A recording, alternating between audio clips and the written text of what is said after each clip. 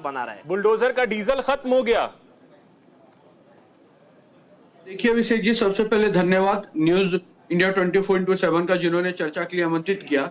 ऐसी दोहरी चरित्र और ऐसे दोहरा चाल चरित्र वाली राजनीति शायद देश पहले कभी नहीं देखा होगा।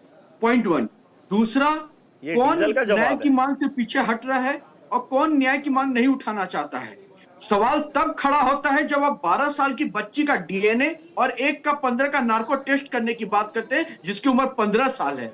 और सवाल तब खड़ा होता है जब आपके ही एक जगह के ब्लॉक प्रमुख पाए जाते हैं और आपके ही नगर अध्यक्ष पाए जाते हैं। सवाल तब खड़ा होता है। और सवाल तब खड़ा होता है जब मणिपुर पे आप लोग चिल्ला चिल्ली करते हैं, लेकिन बंगाल और बांग्लादेश में हो रहे हिंसा पे चूस शब्द नहीं निकालते।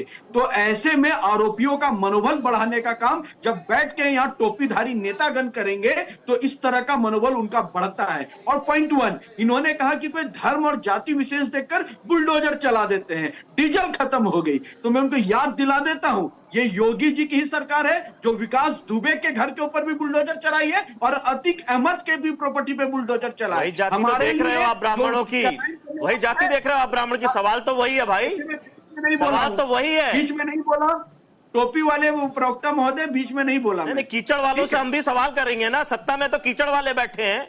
सवाल तो जवाब दीजिए ना, जवाब दीजिए ना उस बात का। भाषा तो देखिए, भाषा का स्तर तो देखिए। आपके चैनल पे निम्न स्तर की भाषा इस्तेमाल की जाएगी। अपना विषय रखिए ना, जवाब दीजिए उसका। कमल वाले बोलिए, मुझे आप बोलिए जितना बोलना है, लेकिन आपके बीच में नहीं बोला। जब आपका टर्न आएगा तब बोलिएगा। चश्मा वाला बोल दीजिए, कमल वाला बोल दीजिए, कीचड़ वाला बोल दीजिए, जो चाहे बोल दीजिए, अपने समय में बोलिए। के शर्मा जी बोलू सर मैं?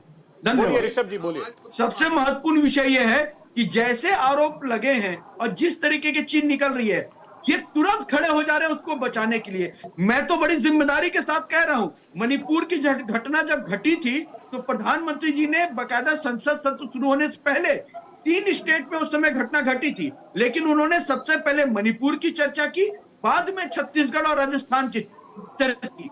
तो जब सदन में बात निकल कर आई तो ये बाइकआउट करके निकल कर चले गए। लेकिन आज इनके लोग के जब चेहरे नकाब हो रहे हैं, जब वो खुल के निकल कर आ रहे हैं तो चूत शब्द नहीं निकलता। इसलिए कहता हूं, इस समय पे पार्टी लाइन से ऊपर उठकर जब सारी राजनीतिक दल एक स्वर में न्याय की मांग करेंगे, राजनीतिक झंडा और सिंबल छोड़कर मांग करेंगे, तब जाके उनका मनोबल गिरना शुरू होगा। मैं तो कहता हूं कि बंगाल में अगर हिंसा हुई है तो हम स्टेट और सरकार पे सवाल तब खड़ा करने पर मजबूर होते हैं जब आप कहते हैं सीबीआई जांच नहीं होगा।